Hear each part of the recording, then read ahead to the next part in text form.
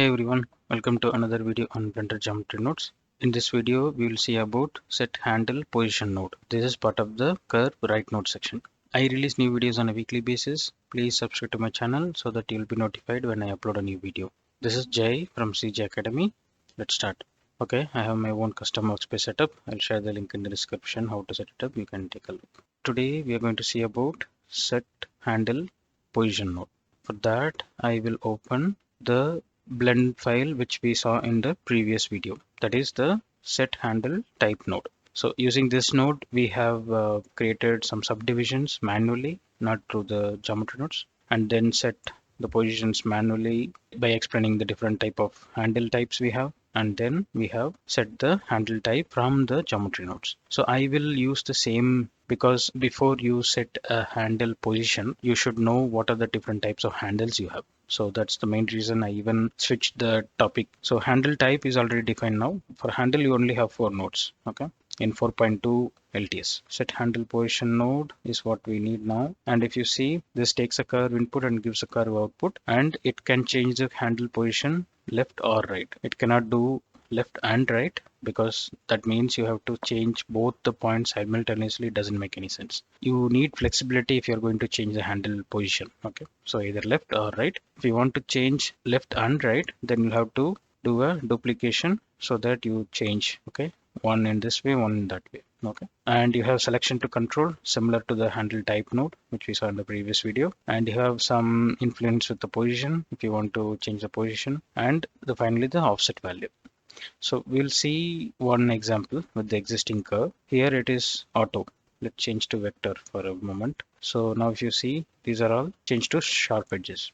Now if I want to change the handle position, this will change for every point. Okay, and to control this selection you can use the existing selection property, and that will give you a control on which or how all the points will affect. This greater than less than gives that kind of effect, like you either change it or unchange it. But if you go for equal, then you can really move through this curve. Okay, if you see, for every point it just changes. So this gives you nice option to kind of give some bump effect for each point, and that can be animated also. For left handles, then there is a slight difference, but that's all. So if I say I put it here, okay, and if I change the handle right or left, depending on which handle of that particular point will be selected. So based on that, the handle type is also mentioned here, and handle position is also changed. So if I change this is for one particular, that is on 7, that means sixth one. Okay, if you focus on the sixth, yeah, it's changing here. Okay, on the 7th, sorry, you can see the 7th one, the handle right is changing because I have selected right here. If I go for left, then handle left on 7th, this one should change. If I move all three together, now you see the difference. It's changing at this place exactly. See? And that can be propagated along all the points. See? It's kind of giving you a nice wiggle effect. So this is one way to control the Bezier curve position, Bezier curve shape, by controlling the Bezier curve handles. Remember, when we talk about handles or curve handles, this is applicable only for Bezier curve, Bezier type curve. Non-Bezier curves like NURBS, polysplines and all is not considered in this. Now you have another option to change between different spline types, or let's say curve types, that we will see in a separate video. But for now, understand that set handle position, to use it you should understand what different type of handles you have. So always I would recommend to use these two in together as a combination, so that you know which kind of change is happening, either it is happening for a vector type or a non-vector type handle. Okay, because based on that you either get a sharp edge or a non-sharp edge. Okay, when you set it to vector, and then if you change here, this vector will change to free. Okay, 2 will go to 0. So to explain that, let me put this to 0. So we know 0th index is here, and that is set. Let's remove this. Okay, and connect it again. So this is 0th index is at curve handle 2. Okay, that is vector. If you see vector, vector here.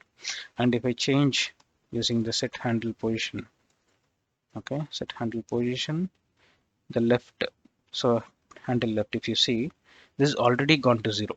See, and if I say right, then this has already gone to 0. You can see the difference if I switch between left and right. So that means 2 comes to 0. Similarly, if I say automatic, I'll remove it again. I'll put it to auto. Auto is 1. And if you bring the handle position again, now auto becomes align. 1 will become 3. Yes, I should remove this and connect again. Now put it this to auto. Now index 0, if you see, is at handle 1, that is auto.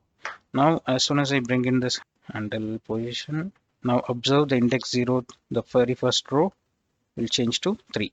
This has changed to 3 because as soon as I try to change, because this indicates a change, it is changing the handle type from 1 to 3 and 2 to 0. This is the order. So auto will become align, vector become free. And if you see these two kind of having the same rules, and when you start moving, this becomes free. Same way, auto will become aligned. So when you start moving, auto becomes aligned and give you a nice rounded shape. So this you have to keep in mind when you're using the set handle position node. So for the very same reason, I would recommend to use these two together. Okay, then you understand what type of curve handle is there at the moment. And you can visualize it here also. And based on the change you do here, it changes here. So yeah, that's about set handle position node. If you find this video useful, please like it, share it with your friends.